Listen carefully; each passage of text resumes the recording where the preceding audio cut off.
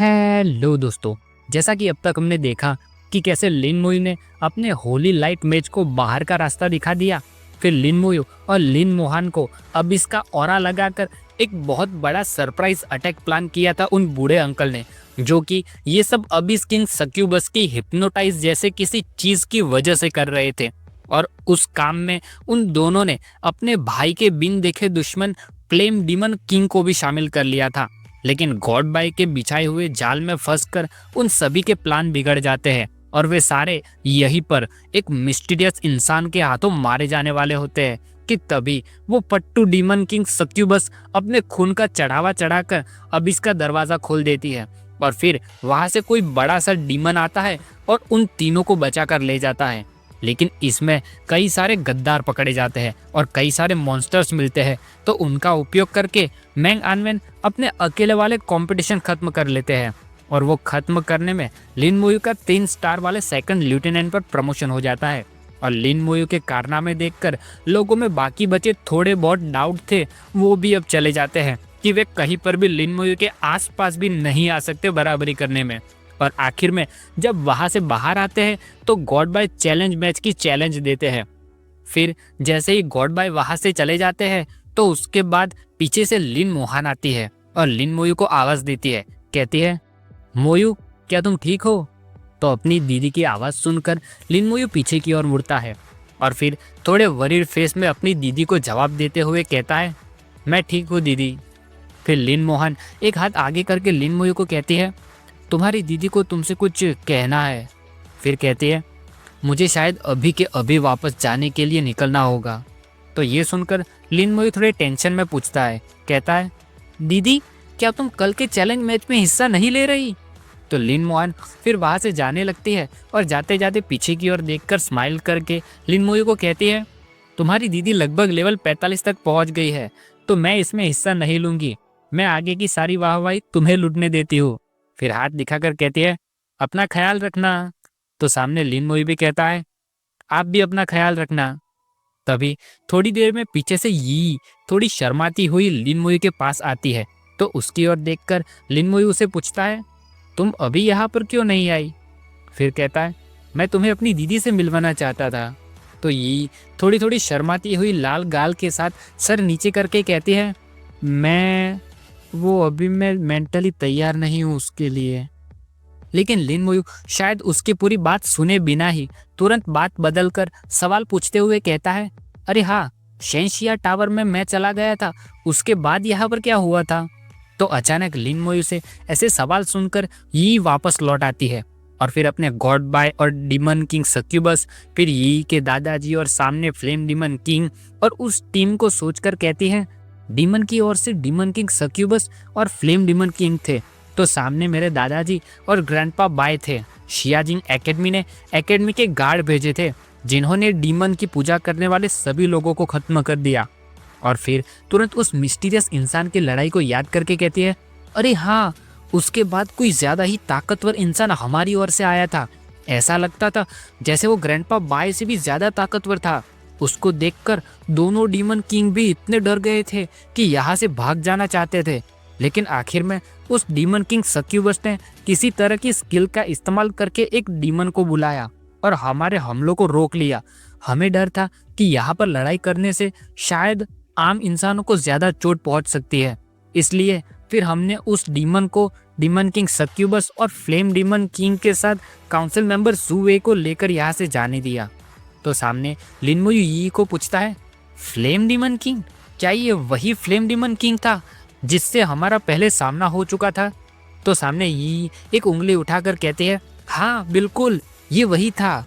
तो लिन मोयू थोड़ा सा सर झुकाकर सीरियस फेस में कहता है, उस फ्लेम डीमन किंग को मारना सचमुच मुश्किल लगता है।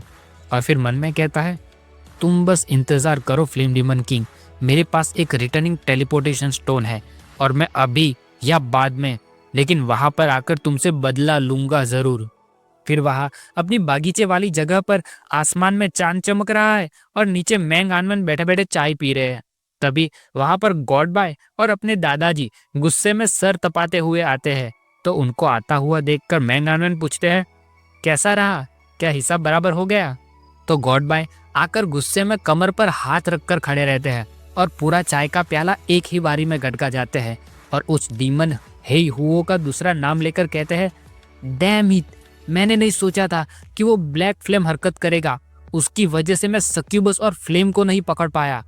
तो अपने दादाजी भी गुस्से में फुली हुई नसों के साथ कहते हैं, अगर उस ब्लैक फ्लेम ने आज हरकत नहीं की होती तो मैं उस फ्लेम डीमन किंग को आज पक्का मार चुका होता। तो मैंग आनवेन सामने थोड़ा सर कसकर पूछते हैं, क्या उस ओल्ड मैन ने सामने कुछ नहीं किया? तो गॉड बाय कहते हैं, उसने किया था। जैसे ही उस बूढ़े आदमी ने अपना पहला हमला किया कि तुरंत उसे देखकर डीमन किंग सक्यूबस इतनी डर गई कि उसने अपनी जिंदगी के कुछ साल कुर्बान करके अबिस का दरवाजा खोलकर ब्लैक फ्लेम का एक हाथ समन कर लिया। फिर कहते हैं, कितनी दुख की बात है, अगर आज हम नैंगहोंग सिटी में नहीं होते तो मैं उन लोगों को उनके खून से भरपाई करवाता। फिर थोड़े शांत होकर कहते हैं, लेकिन इसमें हमारा पूरा नुकसान भी नहीं हुआ। आखिरकार हम उस जू वे का पर्दाफाश करने में कामयाब हो पाए। तो अपने दादाजी कहते हैं, मैंने बिल्कुल नहीं सोचा था कि जू वे भी उनका आदमी बन जाएगा। अब हमें और भी ज़्यादा सावधान रहने की ज़रूरत है। मुझे डर है कि यहाँ हमारे डिपार्टमेंट में ही कई सारी डीमन की आंखें मौजूद है।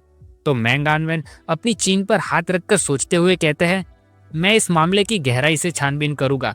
एम्पायर का अंदरूनी भाग तो कम से कम साफ होना ही चाहिए। ऐसे करके वो रात खत्म हो जाती है और अब बारी आती है दूसरे दिन की, जहां पर फिर से कई सारे लोग स्टेडियम में इकट्ठा हो गए हैं और चैलेंज मैच की उत्सुकता से राह देखकर बैठे हैं। और तभी बैठे बैठे बीती रात की बातें करते हैं। व्हाइट टी शर्ट वाला कहता है, मैंने सुना है कि कल रात राक्षसों की पूजा करने वाले लोगों ने अचानक हमला बोल दिया था और उसकी वजह से अकेले होने वाली लड़ाई के तरीके बदल दिए गए थे, लेकिन मैं वो देख नहीं पाया। तो येलो हेयर वाला कहता है, बिल्कुल सही, वही तो, अब हम सिर्फ चैलेंज मैच ही देख सकते हैं। तो इस तरफ बैठा लड़का हाथ ऊपर करके कहता है, आमतौर पर चैलेंज मैच के अंदर हर प्रोफेशन के लोग हिस्सा ले सकते हैं। अगर तुम पांचों राउंड के चैलेंज सक्सेसफुली पार कर लेते हो तो इसमें मिलने वाले इनाम टीम और अकेले होने वाले कंपटीशन से भी कई गुना ज्यादा ऊंचे लेवल के होते हैं। वहाँ मैदान में टाउ टाउ लिन मोयू को मैच के बारे में सारी जानकारी देती है और कहती है, अगर तुम एक बार चैलेंज शुरू करते हो तो तुम्हें पहले राउंड से ही तुमसे 5 लेवल ज्यादा बड़े प्रोफेशनल को चैलेंज करना होगा और यहाँ तक कि उसके बाद हर एक राउंड में पहले राउंड से 5 लेवल ज्यादा बड़ा प्रोफेशन आएगा। यानी लगभग तीसरे राउंड तक पहुंचते ही तुम्हें तुम्हारे लेवल से 2 गुना ज्यादा लेवल वाले प्रोफेशन यानी लगभग लेवल 42 पर मौजूद प्रोफेशन से लड़ना होगा।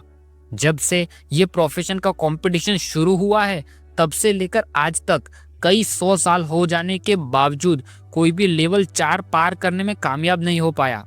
तो ये बात सुनकर लिन मोयू का ध्यान तुरंत उस बात पर जाता है। टाओ टाओ फिर आगे कहती है, लेवल 40 और उससे नीचे के प्रोफेशनल को पहले राउंड क्लियर करने पर एक शाइनिंग बिगनर स्किल स्क्रोल का इनाम मिलेगा। दूसरा राउंड क्लियर करने पर एक शाइनिंग इंटरमीडिएट स्किल स्क्रोल का इनाम मिलेगा। तीसरा राउंड क्लियर करने पर एक इंटरमीडिएट मैजिक दवाई का इनाम मिलेगा और चौथा राउंड क्लियर करने पर 2 शाइनिंग इंटरमीडिएट स्किल स्क्रोल का इनाम मिलेगा। फिर एक बड़े से क्वेश्चन मार्क के साथ थोड़ा सा सर झुकाकर लिन मोयू की ओर देखती है और कहती है, और अगर 5वें राउंड की बात करूं तो अभी तक कोई चौथा राउंड पार ही नहीं कर पाया, तो किसी को नहीं पता कि 5वें राउंड में क्या इनाम मिलता है।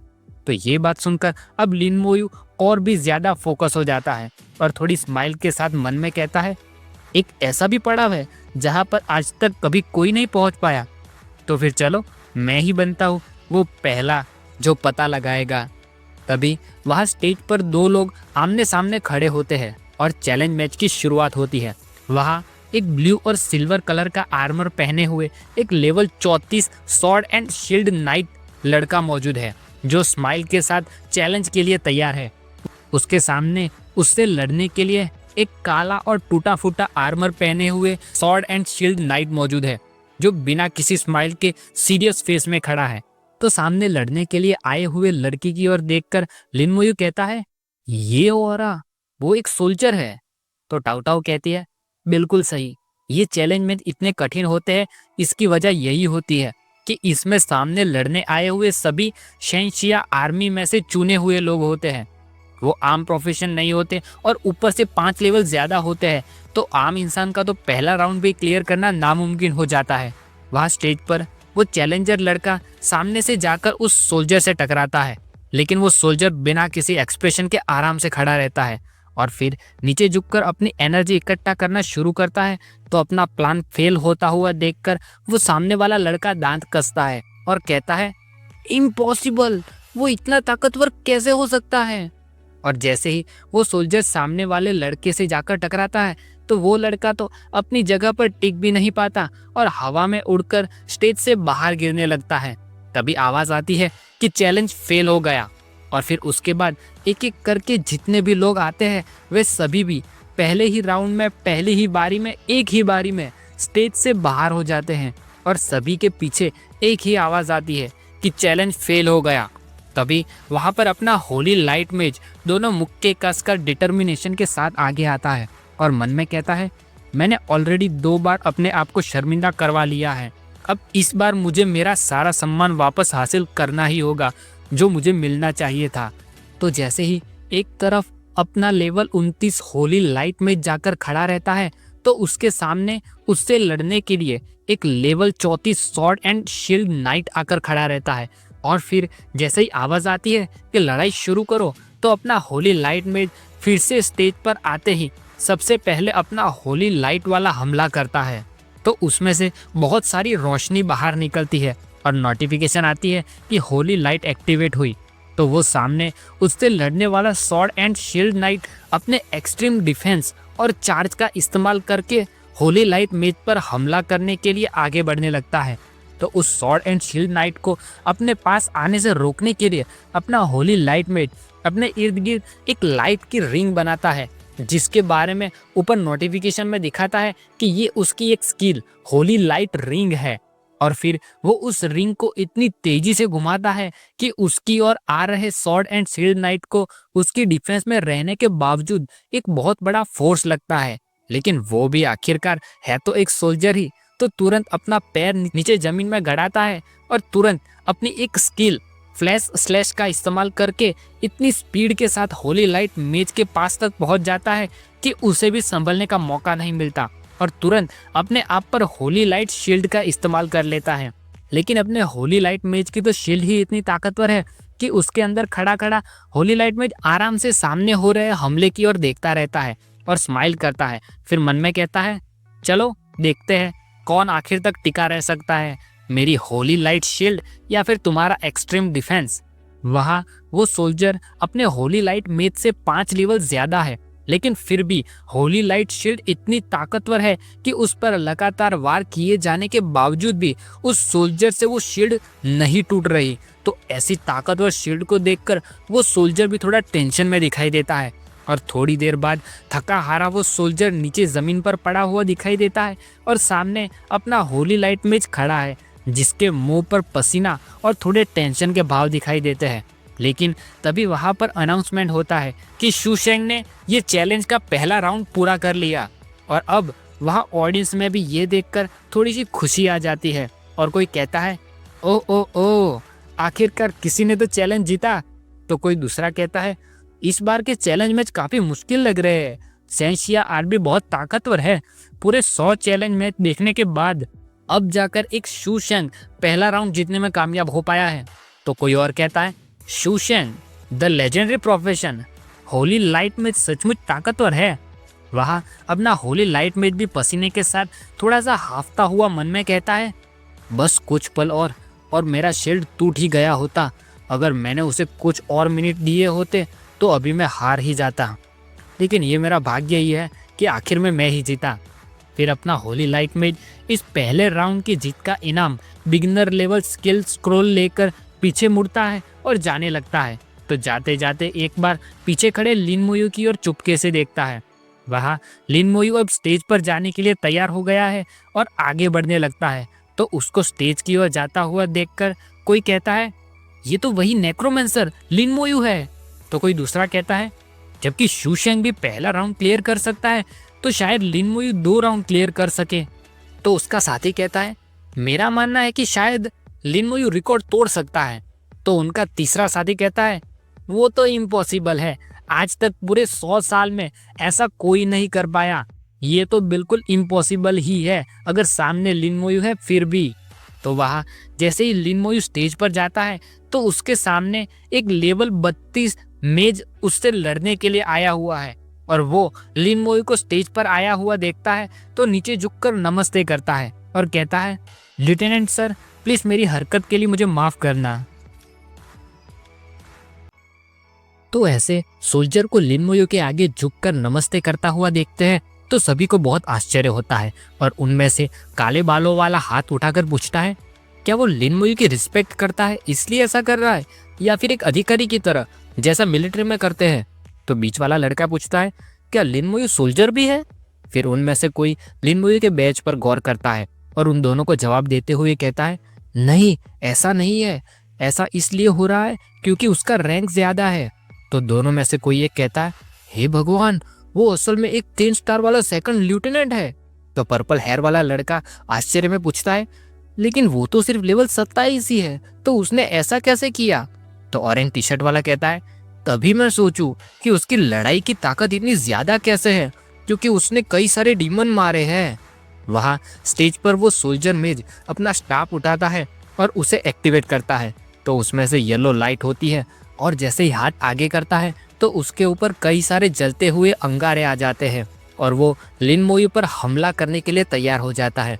तो सामने लिन मोयू भी बिल्कुल कोल्ड एक्सप्रेशन में एक हाथ ऊपर करके दो अलग अलग तरह के यानी स्केलेटन वॉरियर और स्केलेटन मेज दोनों को एक साथ समन कर लेता है। तो वो सामने सोल्जर हमला करने के लिए राह नहीं देखता और तुरंत अपने अंगारों से भरे हुए पत्थर सामने लिन मोयू की ओर फेंकता है। तो अपना स्केलेटन वॉरियर बिना किसी तकलीफ के उस हमले को आसानी से अपने तलवार से 2 हिस्सों में काट देता है और उस हमले के बीच में आसानी से फुल स्पीड के साथ सामने मौजूद सोल्जर की ओर आगे बढ़ने लगता है। तो ये देखकर वो सोल्जर भी थोड़ी देर के लिए हड़बड़ा जाता है और टेंशन में पसीने की बूंद के साथ सामने आ रहे स्केलेटन वॉरियर की ओर देखकर वो सोल्जर अपना स्टाफ उठाता है और अपनी एक स्किल मैजिक शील्ड का इस्तेमाल करता है। तो ऊपर नोटिफिकेशन आती है कि मैजिक शील्ड एक्टिवेट हुई और उसके ऊपर एक पर्पल शील्ड आ जाती है और जैसे ही शील्ड लग जाती है उसके कुछ ही देर में उसके ऊपर एक बिजली का हमला आता है जो नीचे मौजूद शील्ड को तोड़कर चकनाचूर कर देती है। तो ये देखकर उस सोल्जर को अब और भी ज्यादा टेंशन होने लगता है और तुरंत अपनी स्किल का फिर से इस्तेमाल करता है और वापस शील्ड लगा लेता है। तो ये देखकर लिन मोयू गौर से उसकी ओर देखता रहता है और फिर मन में कहता है, बिल्कुल जैसा सोचा था एक सोल्जर प्रोफेशन से, उसने असल में अपनी मैजिक शील्ड के कूल डाउन टाइम तक खींचकर उसे वापस से रिफ्रेश कर दिया। अगर यहाँ पर अभी कोई आम इंसान होता तो वो ऑलरेडी हार चुका होता। तो लिन मोयू एक बार फिर से उस पर प्रेशर बनाने के लिए 2 स्केलेटन वॉरियर को एक साथ भेजता है और कहता है, जाओ। तो दोनों स्केलेटन वॉरियर्स फुल स्पीड में आगे बढ़ने लगते हैं। तो सामने वो सोल्जर उन स्केलेटन वॉरियर्स को आता हुआ देखकर थोड़ा पसीने में उनकी ओर देखता रहता है और फिर अपने हाथ में उंगलियों से कुछ करने लगता है। तो उसके हाथ के इर्द गिर्द येलो कलर की रिंग जैसा बनने लगता है और फिर जैसे ही अपना वो हाथ आगे करता है तो सामने स्टेज पर 5 अलग अलग जगह से कुछ एनर्जी की बीम जैसी निकलती है और एक स्टार जैसा कुछ फॉर्मेशन बन के तैयार हो जाता है, जिसकी ओर देखकर खुद लिन मोयू भी सोच में पड़ गया है और बड़ी बड़ी आंखें खोलकर सामने की ओर देखता रहता है और फिर कहता है, ये कैसी स्किल है। तो वहाँ ऑडियंस में बैठा हुआ व्हाइट शर्ट वाला लड़का कहता है, बैटलफील्ड स्किल, उसने असल में एक बैटलफील्ड स्किल के ऊपर मास्टरी कर ली। तो पास बैठा ब्राउन बालों वाला कहता है, वो क्या होता है। तो वो जवाब देते हुए कहता है, बैटलफील्ड स्किल सिर्फ सोल्जर्स ही सीख सकते हैं, वे बैटलफील्ड के इक्विपमेंट के साथ मिलाकर इस्तेमाल की जाती है। फिर मुक्का कसकर कहता है, बैटलफील्ड स्किल पर मास्टरी हासिल करना बहुत ही ज्यादा मुश्किल होती है, हर सोल्जर उसे नहीं सीख पाता। अलग लेवल और अलग प्रोफेशन के लोगों की बैटलफील्ड स्किल अलग अलग तरह की होती है और यहाँ तक कि कुछ बैटलफील्ड स्किल तो ऐसी भी होती है जिसके ऊपर कई सारे लोगों को, कई सारे प्रोफेशनल्स को साथ मिलकर काम करना पड़ता है। फिर सामने उस सोल्जर की ओर देखकर कहता है, मुझे आशा नहीं थी कि उसने बैटलफील्ड स्किल की मास्टरी हासिल की होगी। वो सोल्जर हीरोइक अंदाज में अपना स्टाफ सामने जमीन में गड़ाता है और कहता है, फायरी केज। तो सामने आ रहे दोनों स्केलेटन वॉरियर्स जैसे उस फॉर्मेशन के अंदर आते हैं तो उनकी हर तरफ से कई सारी आग की लपटें बहुत ऊपर तक उठती है और जैसे एक पिंजरा बनाया हो वैसे खड़ी हो जाती है। फिर जैसे ही वे दोनों स्केलेटन्स उस आग से बने पिंजरे में से बाहर निकलने की कोशिश करते हैं तो चाहे कितनी भी कोशिश कर ले लेकिन वहीं पर अटक जाते हैं और बाहर नहीं निकल पाते। तो उस सोल्जर की स्किल को देखकर लिन मोई स्माइल करता है और कहता है, ओह अच्छा, एक ऐसी अटैकिंग स्किल जो बहुत बड़े एओई कंट्रोल के साथ आती है। तो लिन मोयू फिर से कई सारे स्केलेटन वॉरियर्स और स्केलेटन मेज को एक साथ समन कर लेता है और कहता है, चलो मैं भी तो देखूं कि तुम्हारी लिमिट है कहाँ तक। तो सामने ऐसे फिर से कई सारे स्केलेटन्स को आया हुआ देखकर वो सोल्जर टेंशन में पड़ जाता है और सामने की ओर पसीने के साथ हाफता हुआ देखता रहता है और फिर एक गहरी सांस छोड़कर थोड़ी स्माइल करता है और लिन मोयू को कहता है, आप सचमुच सामने वाले के पास कोई आशा ही नहीं रहने देते सेकंड लेफ्टिनेंट सर। और फिर तुरंत वहाँ दो स्केलेटन वॉरियर आगे से और ऊपर से दो स्केलेटन मेज के भेजे हुए बिजली के हमले एक साथ उस सोल्जर की ओर आगे बढ़ने लगते हैं, जहाँ पर उसकी मैजिक शील्ड एक्टिवेट दिखाई देती है। लेकिन जैसे ही बिजली के झटके उस शील्ड पर पड़ते हैं तो वो शील्ड तुरंत टूट जाती है और उसके टूटते ही सामने मौजूद दोनों स्केलेटन वॉरियर्स अपनी तलवार से उस सोल्जर पर वार करते हैं और डिफेंस ना होने की वजह से वो सोल्जर तुरंत मारा जाता है।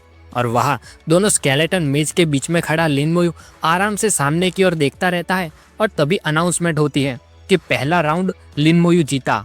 तो वहाँ ऑडियंस में वो बीच वाला लड़का दांत दिखाकर कहता है, बिल्कुल सही, लिन मोयू ने पहले राउंड को बाएं हाथ से ही खत्म कर दिया। तो दूसरा लड़का हाथ आगे करके कहता है, बिल्कुल सही, लेकिन वो सोल्जर भी बहुत ताकतवर था, मैंने नहीं सोचा था कि वो लिन मोयू के सामने हार जाएगा। तो लड़की स्माइल करके कहती है, मेन बात इतनी सी है कि लिन मोयू बहुत ही ज्यादा ताकतवर है। तभी वहाँ कोई और कहता है, शुशेंग के मुकाबले लिन मोयू बहुत ही ज्यादा आसानी से जीत गया। तो ये सुनकर शुशेंग का मुंह बिगड़ने लगता है और पीछे की ओर देखकर कहता है, ठिस। तो वहाँ पीछे कोई दूसरा उस पहले वाले लड़के को कहता है, हाँ बिल्कुल सही, मुझे तो ऐसा महसूस हो रहा है कि वो दूसरा राउंड भी क्लियर कर सकता है। वहाँ स्टेज पर लिन मोयू के सामने उसके पहले राउंड का इनाम आता है और तभी नीचे से एक आदमी पूछता है, लिन मोयू क्या तुम कंपटीशन आगे बढ़ाना चाहते हो? तो लिन मोयू आराम से जेब में हाथ डाले खड़ा रहता है और नीचे खड़े उस आदमी की ओर आंखें फेर कर देखता है और कहता है, चैलेंज चालू रखो। तो वहाँ स्टेज पर आराम से अकेले खड़े लिन मोयू के सामने एक और इंसान टेलीपोर्ट होकर आने लगता है और उसकी नोटिफिकेशन दिखाती है कि वो एक level 37 sword and shield night है। और तभी पीछे ऑडियंस में से कोई कहता है, देखो दूसरा राउंड अब शुरू होने जा रहा है। वहाँ सामने वो इंसान सर कसकर लिन मोयू की ओर देखता रहता है और अपने मन में कहता है, एक समनर से लड़ने का अच्छा तरीका यही है कि खुद समनर को ही हरा दिया जाए। तो वो इंसान अब अपने बनाए हुए प्लान को पूरा करने के लिए अपनी तलवार और शील्ड लेकर हमला करने के लिए तैयार हो जाता है और अपनी एक स्किल चार्ज का इस्तेमाल करता है। तो उसे रोकने के लिए यहाँ सामने अपना एक स्केलेटन वॉरियर बाहर निकलकर फुल स्पीड में आगे बढ़ने लगता है और उस तक पहुंचने से पहले तलवार लेकर हवा में जंप लगाता है और सामने आ रहे उस इंसान के ऊपर वार करता है। तो उसकी तलवार सामने वाले की शील्ड पर टकराकर पूरी पीछे बाउंस बैक हो जाती है। और सिर्फ इतना ही नहीं बल्कि उस हमले की वजह से वो इंसान भी पूरा पीछे स्लाइड होने लगता है और मन में कहता है, इतना ताकतवर हमला, अब तो मुझे डर है कि उसके नजदीक जाना इतना भी आसान नहीं होगा। फिर वो नाइट अब आगे बढ़ने लगता है और अपनी एनर्जी के साथ सबसे पहले सामने मौजूद एक स्केलेटन वॉरियर से टकराता है और उसकी ओर देखता रहता है। फिर ताकत लगाकर फुल स्पीड में आगे बढ़ने की कोशिश करता है और उस पहले वाले स्केलेटन वॉरियर को हवा में उड़ा देता है। और अब मैदान खाली है तो लिन मोयू की ओर आगे बढ़ने लगता है और सामने मौजूद हालातों में उसे एक मौका दिखाई देता है। तो सर कसकर मन में कहता है, यही मेरा चांस है। लेकिन लिन मोयू सामने मौजूद उस आदमी के सभी ख्यालों ऊपर पानी फेरने के लिए अपने एक हाथ में स्पिरिट की फायर जलाता है और कहता है, बेकार का कोशिश है। और फिर स्केलेटन वॉरियर को कहता है, वापस आ जाओ मेरे वॉरियर्स। तो वो आदमी इतनी मेहनत करके जिन स्केलेटन वॉरियर्स को चकमा देकर सामने लिन मोयू की ओर आगे बढ़ने का रास्ता साफ करता है, वो दोनों स्केलेटन वॉरियर्स काला औरा बन के वहाँ से गायब हो जाते हैं और लिन मोयू की ओर जाने लगते हैं। वहाँ लिन मोयू फिर से हाथ में स्पिरिट की फायर जलाकर सामने वाले को चकमा दिया हो ऐसी स्माइल देता है और कहता है, बाहर आओ। तो सारे स्केलेटन वॉरियर्स वहाँ एक जेब में हाथ डालकर डेडली एक्सप्रेशन के साथ खड़े लिन मोयू के पास वापस से आकर समन हो जाते हैं और उस आदमी के सारे किए कराए पर पानी फिर जाता है। तो वो ये देखकर मन में कहता है, तो मतलब वो इतनी दूरी से भी स्केलेटन वॉरियर्स को वापस बुला सकता है। ऐसे अपनी सारी मेहनत बर्बाद जाती हुई देखकर वो आदमी दांत कसता है और मन में कहता है, हट, मैं उसकी झांसे में आ गया, मुझे कोई ना कोई रास्ता ढूंढना होगा उस तक पहुंचने के लिए। लेकिन फिर वो जैसे ही आगे बढ़ने की कोशिश करता है तो उसे कुछ महसूस होता है, तो तुरंत रुक कर नीचे की ओर देखता है तो वहां दिखता है कि उसका पूरा शरीर रेड कलर की चेन में जकड़ा हुआ है और उसकी वजह से वो बिल्कुल हिल नहीं पा रहा वहां से। और उसकी ओर देखकर कहता है, एक श्राप। और जैसे ही तुरंत ऊपर देखता है तो सामने कई सारे डेडली स्केलेटन वॉरियर्स जलती हुई आंखों में फुल स्पीड के साथ अपने तलवार से उस पर वार कर रहे हैं। तो वो तुरंत अपना शील्ड ऊपर करता है और तलवार से दूसरे स्केलेटन को रोकने की कोशिश करता है, लेकिन तभी उसके ऊपर कई सारी बिजली आकर तैयार बैठी है और जैसे ही बिजली उसके ऊपर पड़ती है तो वो मारा जाता है और स्टेज पर से नीचे टेलीपोर्ट होने लगता है। वहीं पर उसके ऊपर हीलिंग मैजिक लगता है और वो ठीक होने लगता है। तो जैसे ही वो सिपाही अपने होश में आता है तो बड़ी बड़ी आंखें खोलकर पसीने के साथ शौक में नीचे देखता रहता है और मन में कहता है, मैं हार गया। और तभी अनाउंस होता है कि चैलेंज मैच का दूसरा राउंड लिन मोयू जीतता है। तो अब वो सोल्जर भी पहले वाले सोल्जर की तरह ही अपने सीने पर हाथ रखकर लिन मोयू को नीचे झुककर नमस्ते करता है और फिर वहां से चला जाता है। और फिर लिन मोयू बिना किसी एक्सप्रेशन के आराम से स्टेज पर खड़ा होता है तो उसकी ओर देखकर सभी बातें करने लगते हैं। भीड़ में से कोई कहता है, लेवल 27 ने लेवल 37 को हरा दिया और वो उसके लिए कितना आसान लग रहा था। तो उसके पास बैठा दूसरा कहता है, ये देखकर तो मुझे भी ऐसा महसूस हो रहा है कि शायद मैं भी ये कर सकता हूँ। तो वो पहले वाला कहता है, उसने ये दूसरा राउंड भी इतनी आसानी से पार कर लिया, यानी ये भी उसकी लिमिट नहीं है। तभी वहाँ स्टेज पर लिन मोयू के सामने चमचमाता दूसरे राउंड का इनाम आता है और फिर वो काले सूट वाला इंसान फिर से एक कागज लेकर स्टेज के पास आता है और एक हाथ फैलाकर लिन मोयू को पूछता है, क्या तुम कंपटीशन आगे बढ़ाना चाहते हो? तो लिन मोयू जवाब में कहता है, हाँ। तो लिन मोयू के इतना कहते ही सामने स्टेज पर फिर से पहले की तरह टेलीपोर्टेशन की लाइट दिखती है और अब तीसरा चैलेंजर आने लगता है, जिसके आते ही उसकी नोटिफिकेशन और उसका बैज दोनों दिखाई देते हैं, जिसमें कूल पोज में खड़े वॉरियर की नोटिफिकेशन में दिखता है कि वो एक लेवल 42 तीरंदाज है और मिलिट्री बैज में दिखता है कि वो भी लिन मोयू की तरह ही 3 स्टार वाला सेकंड लेफ्टिनेंट है। तो उसकी ओर देखकर कोई कहता है, एक 2 बार इवोल्व हुआ हाई लेवल का तीरंदाज और वो भी बिल्कुल लिन मोयू की तरह ही 3 स्टार वाला सेकंड लेफ्टिनेंट भी है। तो उसके पास मौजूद दूसरा उससे पूछता है, ये तो पूरा प्लेटिनम ग्रेड इक्विपमेंट से सज्ज है, क्या ये तीसरा राउंड पार करना संभव भी है? तो पहले वाला कहता है, तीसरा राउंड ही इतना डिफिकल्ट है तो चौथा और 5वां राउंड तो हम सोच भी नहीं सकते कैसा होगा। तो लिन मोयू ने जैसे पीछे होने वाली ये बातें सुन ली हो वैसे उस सामने मौजूद तीरंदाज की ओर देखकर स्माइल करता है और मन में कहता है, चौथा और 5वां राउंड जल्दी मैं उनके बारे में भी पता लगा लूंगा। और तभी आवाज आती है कि लड़ाई शुरू करो। तो वो तीरंदाज तुरंत बिना एक भी पल गवाए अपना तीर कमान उठाता है और फुल स्पीड में एक साथ 3 तीर हवा में छोड़ता है और उसकी नोटिफिकेशन दिखाती है कि ये होमिंग एरो है, यानी ये अपना रास्ता खुद ढूंढ लेते हैं।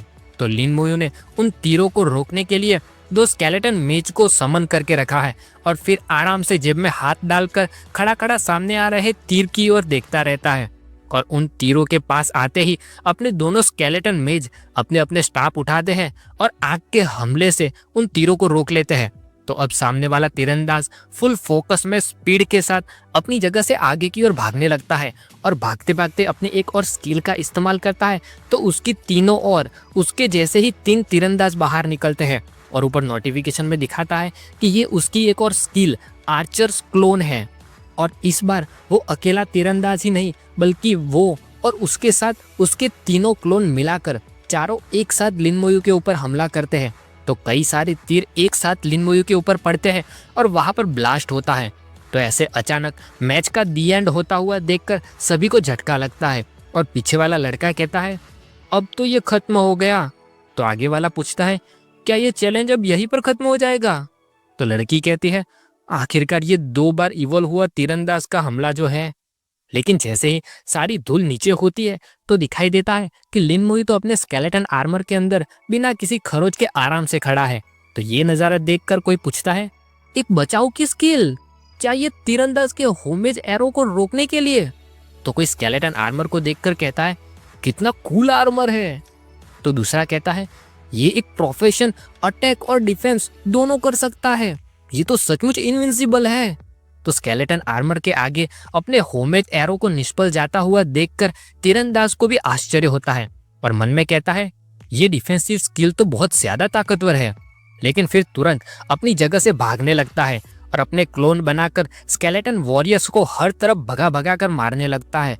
तो उसकी ओर देखकर लिन मोई मन में कहता है, एक हाई लेवल का तीरंदाज बहुत ही ज्यादा स्फूर्तिला होता है, ऐसा लगता है जैसे मेरे स्केलेटन्स उसे पकड़ने में नाकामयाब हो रहे हैं, मुझे उसे भागने से रोकना पड़ेगा। तो लिन मोई रेड एनर्जी के साथ अपना हाथ ऊपर करता है और स्लो कर्स का इस्तेमाल करता है। तो कई सारी जंजीरें उसके अंदर से निकलकर सामने मौजूद तीरंदाज की ओर जाती है और ऊपर नोटिफिकेशन में दिखाता है कि ये डिसेलरेशन कर्स है। लगता है सिस्टम भी कंपटीशन देखने में इतना मशगूल हो गया है कि स्किल का नाम गलत बता रहा है। खैर, तो जैसे ही जंजीरें वहां से बाहर निकलती हैं तो पूरे स्टेडियम पर फैल जाती है और तीरंदाज के लिए भागने की कोई जगह बाकी नहीं रहती। सबसे पहले उस तीरंदाज के सभी क्लोन उस जंजीरों में पकड़े जाते हैं और अपनी जगह पर चिपक जाते हैं। तो क्योंकि वे तो असली इंसान नहीं बल्कि क्लोन ही थे, तो वे वापस रेड एनर्जी बनकर उस तीरंदाज के पास लौट जाते हैं और तीरंदाज पूरा उन जंजीरों में जकड़ा जाए उससे पहले तो अपनी स्पीड में भागते हुए दांत कसकर ऊपर आसमान में एक ब्लू कलर का तीर छोड़ता है और उस तीर के इफेक्ट की वजह से लिन मोई के स्लो कस की जंजीरें टूटकर बिखर जाती है और ऊपर नोटिफिकेशन भी दिखाती है कि ये उसका प्यूरिफाइंग एरो है। तो ऐसे सारी जंजीरें तोड़कर डेडली एक्सप्रेशन में खड़े उस तीरंदाज की ओर देखकर लिन मोई मन में कहता है, उसके पास असल में एक हीलर की तरह क्लेंसिंग स्किल भी है। तो इस बार वो तीरंदाज अपनी एक ताकतवर स्किल का इस्तेमाल करता है और एक पर्पल कलर का तीर छोड़ते हुए कहता है, अब ये तीर भी चक्कर देख लो। और ऊपर नोटिफिकेशन में दिखता है कि ये एक साइलेंट एरो है, बिल्कुल अपने उन ग्रेट मेज की तरह। तो ये तीर भी उन मेज के हमले की तरह ही स्केलेटन आर्मर के प्रोटेक्शन में खड़े लिन मोई तक बिना पहुंचे बाहर से ही टकराकर बाउंस हो जाता है और लिन मोई उसकी ओर छोटी छोटी आंखें करके देखने लगता है और वो तीरंदाज अपने मन में कहता है, क्या साइलेंट एरो भी बेकार चला गया? और अब ये देखकर ऑडियंस में भी खलबली मच जाती है। काले बालों वाला टेंशन में बड़ा सा मुंह खोलकर कहता है, कितनी ताकतवर डिफेंसिव स्किल है, ये कंट्रोल टाइप के इफेक्ट से भी बचाता है। तो पास वाला चिल्लाकर पूछता है, कोई मुझे बताएगा कि इस प्रोफेशन के अंदर वीकनेस क्या है? तो पहले वाला कहता है, जो मुझे दिख रहा है उसके हिसाब से तो इस प्रोफेशन में लगभग कोई वीकनेस नहीं है। वहाँ सामने स्टेज पर लिन मोई और वो तीरंदाज अपनी अपनी जगह पर बस खड़े रह जाते हैं क्योंकि दोनों के ताकतवर हमले सामने वाले पर काम नहीं कर रहे। और कोई ऑडियंस में से कहता है, अब क्या होगा? दोनों ही बराबरी पर आकर रुक गए हैं और कोई भी कुछ नहीं कर पा रहा। तभी लिन मोई स्केलेटन आर्मर में खड़ा एक हाथ अपनी चिन पर रखकर सोचने लगता है और मन में कहता है, क्या मुझे और स्केलेटन वॉरियर्स को भेजना चाहिए? लेकिन नहीं, वे उसे पकड़ नहीं पाते हैं और ऊपर से उसके पास क्लेंसिंग स्किल भी है। फिर लिन मोई अपने हाथ में सोल फ्लेम की आग जलाता है और मन में कहता है, क्या मुझे इस स्किल का इस्तेमाल करना चाहिए? क्या ये ज्यादा ही दर्दनाक तो नहीं हो जाएगा ना? वहाँ सामने वो तीरंदाज फिर से अपने कई सारे क्लोन्स बनाता है और एक और बार कोशिश करने के लिए तैयार हो जाता है। और वहाँ लिन मोई भी अब सोचना छोड़ देता है और सोल फ्लेम का इस्तेमाल करने का मन बना लेता है। तो हाथ में बड़ी सी आग जलाकर थोड़े झुके हुए सर के साथ डेडली एक्सप्रेशन में सामने उसकी ओर देखता रहता है। तो जैसे ही सोल फ्लेम की आग उस तीरंदाज के सर में लगती है तो तुरंत उसके बनाए हुए दोनों क्लोन्स वापस एनर्जी बनकर गायब हो जाते हैं। उसके हाथ से धनुष छूट जाता है और दर्द में दोनों हाथों से अपने सिर को पकड़कर जोर से चिल्लाता है। तो स्टेज पर अचानक ऐसा बदलाव आता हुआ देखकर सभी के होश उड़ जाते हैं और कोई पूछता है, क्या हुआ? तो दूसरा कहता है, मुझे नहीं पता, शायद लिन मोई ने किसी तरह की स्किल का इस्तेमाल किया है। तो कोई और कहता है ये एक टारगेटिंग टाइप की अटैक स्किल है।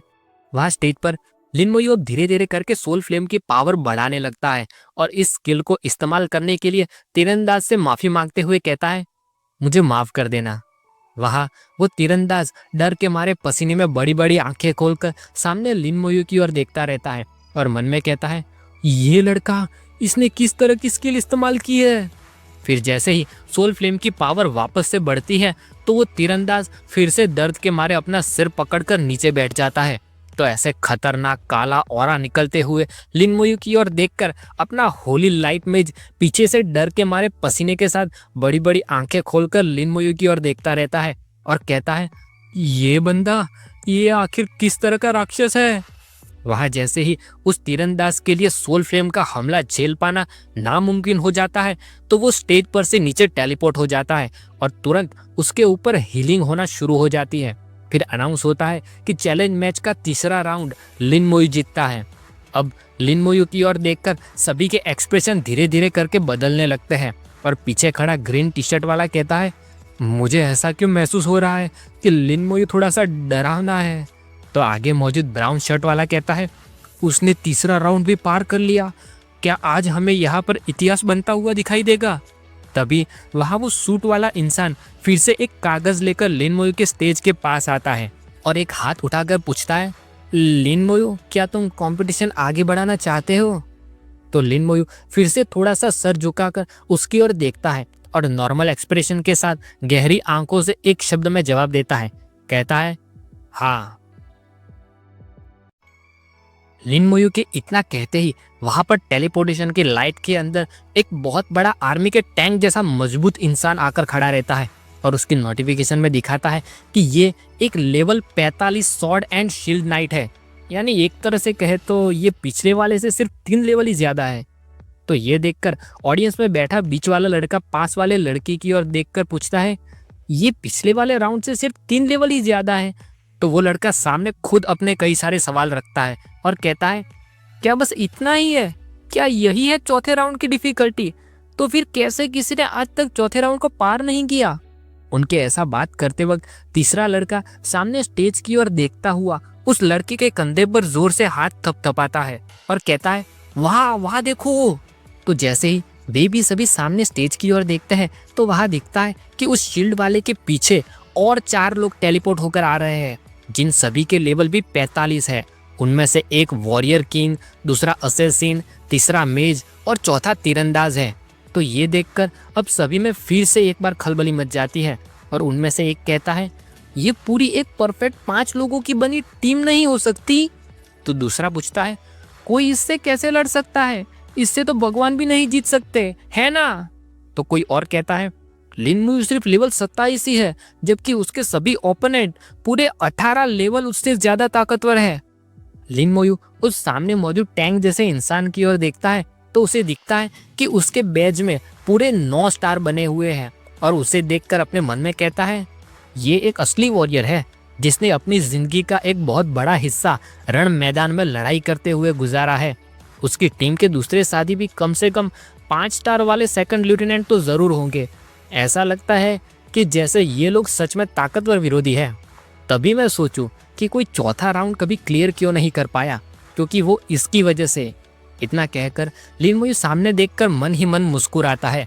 वहाँ सामने लिन मोई के सभी ओपोनेंट पूरे कॉन्फिडेंस के साथ आराम से खड़े लिन मोई की ओर देखते हैं और सामने वाला टैंक जैसा उनका लीडर लिन मोई को कहता है बच्चे, तुमने बहुत अच्छा काम किया, तुम चौथे राउंड तक पहुंच पाए, इस बात पर तुम्हें अपने आप पर नाज होना चाहिए।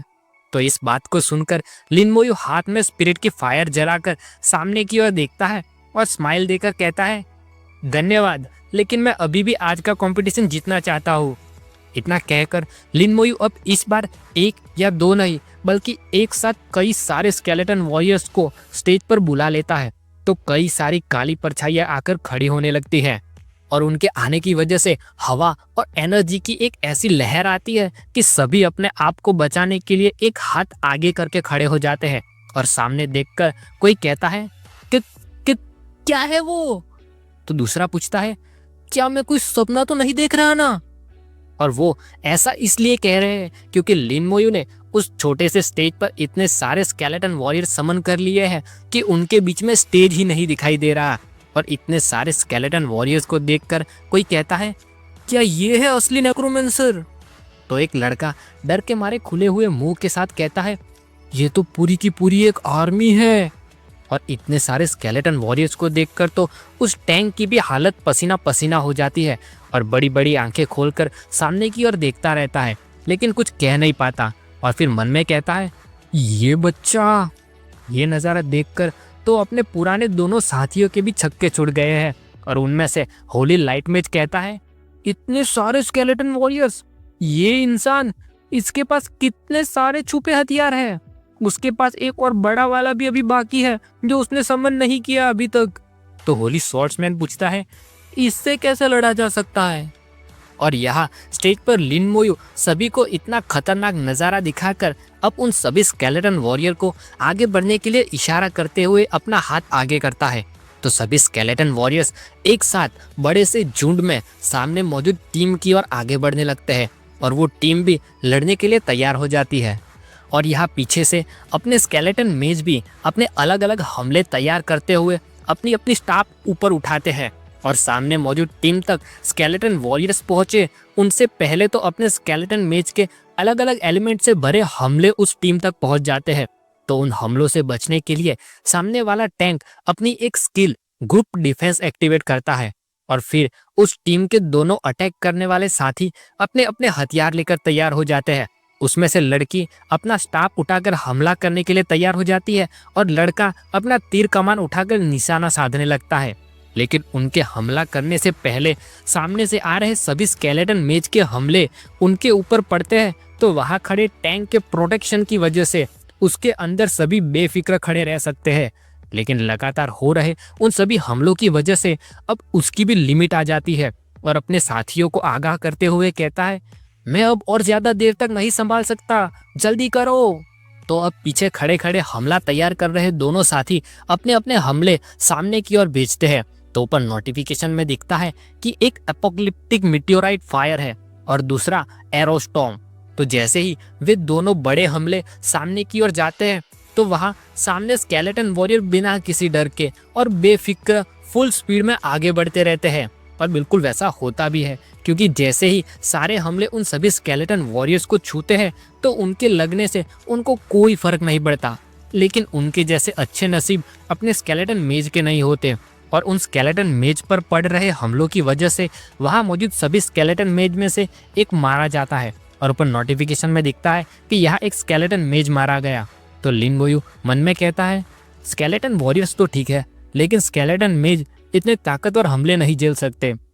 तभी आराम से जेब में हाथ डालकर खड़े लिन मोयू की आसपास का वातावरण बिल्कुल ऐसा हो जाता है जैसे वो किसी अंतरिक्ष में खड़ा हो और ऊपर नोटिफिकेशन में दिखाता है कि ये फॉर्मलेस स्टेल्थ है।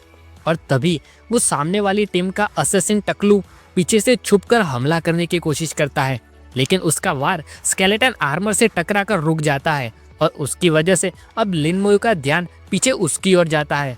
तो ऐसे अपना वार फेल जाता हुआ और फिर ढूंढ लिया जाने की वजह से उस असेसिन को लिन मोयू की ओर देखकर पसीना छूटने लगता है और वो वहां से कहीं और भागे उससे पहले तो दो स्केलेटन वॉरियर आकर उसे दोनों तरफ से पकड़ लेते हैं। तो वो उनकी ओर देखने लगता है और फिर अपनी किसी तरह की स्किल का इस्तेमाल करता है। तो वो पूरा पर्पल कलर का बिजली और आग सा बनने लगता है और देखते ही देखते वहां से गायब हो जाता है जैसे गधे के सर से सिंग गायब हो गया हो। तो ये देखकर स्केलेटन वॉरियर को भी सवाल उठने लगता है और उसको ऐसे भागता हुआ देखता है। तो उसकी ओर देखकर लिन मोयू एक हाथ में सोल फ्लेम की फायर जलाता है और अपनी स्किल का इस्तेमाल करते हुए उसकी ओर देखकर कहता है, भागने की कोशिश कर रहे हो? तो वो जैसे ही भागकर अपनी टीम तक पहुंचता है कि तुरंत वहां पर पहुंच के लिन मोयू के किए हुए सोल फ्लेम के हमले की वजह से उसके अंदर इतना दर्द होता है कि वहां पर जाते ही तुरंत सपोर्ट को कहता है, सपोर्ट जल्दी मदद करो। तो वो सपोर्ट तुरंत अपनी स्किल का इस्तेमाल करके कुछ हरी सी एनर्जी के साथ उसको ठीक करने लगता है और उसकी ऐसी हालत देखकर सामने मौजूद शील्ड वाला पीछे की ओर देखता है और उसे पूछता है, क्या तुम ठीक हो? तो अपने लिन मोयू की ताकतवर स्किल का टेस्ट करके बैठे असैसिन के चेहरे पर डर के मारे पसीने छूटने लगते हैं और दांत कस कर कहता है, वो स्किल बहुत दर्दनाक है। और तभी लिन मोयू अपनी शानदार सी एक और स्किल का इस्तेमाल करता है, तो उसके पीछे से कई सारी लाल जंजीरें बाहर आती है और ऊपर नोटिफिकेशन में दिखता है कि लिन मोयू ने स्लो कस एक्टिवेट किया है। लेकिन जैसा कि हम सब जानते हैं कि ये अब पहला दूसरा नहीं बल्कि चौथा राउंड है, तो सामने मौजूद टीम का एक लड़का अपना हाथ ऊपर करता है और अपनी एक स्किल ग्रुप प्यूरिफिकेशन का इस्तेमाल करता है, तो सारी टीम पर लगने जा रही वे जंजीरें तुरंत टूटकर वहीं पर बिखर जाती है। तो ये देखकर थोड़े सीरियस फेस में लिन मोयू कहता है, बिल्कुल जैसा सोचा था, एक हाई लेवल की टीम में मौजूद सपोर्ट के सामने मेरी स्लो कस बिल्कुल बेकार हो जाएगी। और फिर जैसे ही वापस कई सारे स्केलेटन वॉरियर्स एक साथ हमला करने जाते हैं, तो सामने मौजूद शील्ड वाला आदमी अपनी शील्ड जमीन में गड़ाते हुए कहता है, स्केलेटन वॉरियर्स हमें घेर रहे हैं।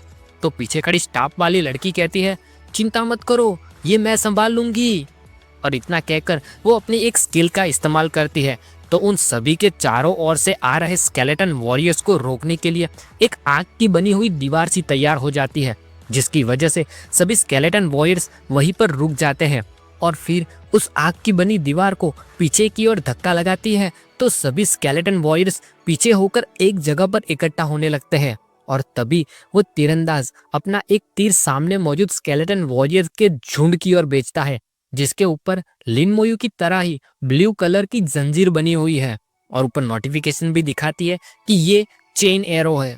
तो जैसे ही वो तीर सभी स्केलेटन वॉरियर्स के बीच में जाकर पड़ता है, तो उसकी वजह से एक एनर्जी सी बाहर निकलती है और सभी स्केलेटन वॉरियर्स उसमें बंद कर चिपक जाते हैं। तभी वो तीरंदाज कहता है, जल्दी करना, मेरा चेन एरो ज्यादा देर तक उन्हें नहीं पकड़ सकता। उस हमले की वजह से और उनके बनाए हुए आग के घेरे के बाहर लिन मोयू अकेला खड़ा दिखाई देता है और यहीं पर उन्हें एक मौका मिलता है। तो शील्ड वाला कहता है, अब हम और इंतजार नहीं कर सकते, हम रास्ता बनाते जाएंगे और उस तक पहुंचेंगे। लेकिन लिन मोयू तो इसके बावजूद भी दोनों हाथ जेब में डालकर आराम से खड़ा रहता है। लेकिन बेचारी सभी नादान ऑडियंस को ये नजारा देखकर बहुत झटका लगता है और पीछे से कोई कहता है, सब कुछ खत्म हो गया, लिन मोयू के स्केलेटन्स का चक्रव्यूह बिगड़ गया है। तो पास खड़ा येलो हेयर वाला कहता है, क्या ऐसी होती है लेवल 45 हाई लेवल की पार्टी की क्वालिटी? तो सबसे आगे मौजूद लड़का कहता है, ऐसा लगता है कि अब लिन मोयू हारने वाला है। वहाँ अब वो पूरी टीम एक साथ फुल स्पीड में आगे की ओर बढ़ने लगते हैं और जाते वक्त शील्ड वाला अपने मन में कहता है, उसके पास बहुत ही ज्यादा स्केलेटन मौजूद है, अगर हम उनसे सीधा लड़ने जाएंगे तो हम थकान की वजह से ही मारे जाएंगे। हमारे पास सिर्फ एक ही रास्ता है कि हम सीधा उसी पर हमला करें। तो अब जैसे ही वे सभी लिन मोयू के करीब पहुंचने आते हैं, तो तीरंदाज फिर से चेन एरो का इस्तेमाल करता है, जो कि उनका एकमात्र ऐसा हमला है जो अभी तक उनके काम में आ पाया है। और सामने मौजूद शील्ड वाला जोर से चिल्लाता है और कहता है, हमला करो। तो सामने लिन मोयू अब अपने जेब में से एक हाथ बाहर निकालता है और कहता है, बिल्कुल जैसा शेंशिया आर्मी के सोल्जर से उम्मीद थी, ये पहली बार है जब मुझे प्रोफेशनल के साथ लड़ते वक्त बहुत खुशी महसूस हो रही है। और फिर हाथ ऊपर करके उसमें सोल फ्लेम की आग जलाता है और डरावने चेहरे में हल्की सी स्माइल करके उसकी ओर देखता रहता है और कहता है, लेकिन ये सब बेकार है क्योंकि आखिर में मैं ही जीतूंगा। और इसके साथ ये चैप्टर यहीं पर खत्म होता है। अब देखना ये है कि सिर्फ इस चौथे राउंड में भी लिन मोयू को इतने सारे पैतरे बाहर निकालने पड़े और वे भी सभी फेल हो गए। जिस राउंड को आज तक कोई पार नहीं कर पाया वो राउंड, लेकिन किसी न किसी ने इसे देखा जरूर था। लेकिन अब आएगा वो राउंड जिसके बारे में ना आज तक कभी किसी ने सुना है और ना ही किसी ने देखा है, तो पार करने की तो बात ही छोड़ो। तो देखना यह है कि उसमें कैसे इनाम मिलेंगे, लिन मोयू से लड़ने के लिए कौन आएगा और क्या लिन मोयू को उस राउंड को पार करने के लिए अपने सारे पैतरे बाहर निकालने पड़ेंगे और फिर भी वो जीतेगा या नहीं, वो सब हम देखेंगे अगले चैप्टर में। लेकिन तब तक के लिए बाय।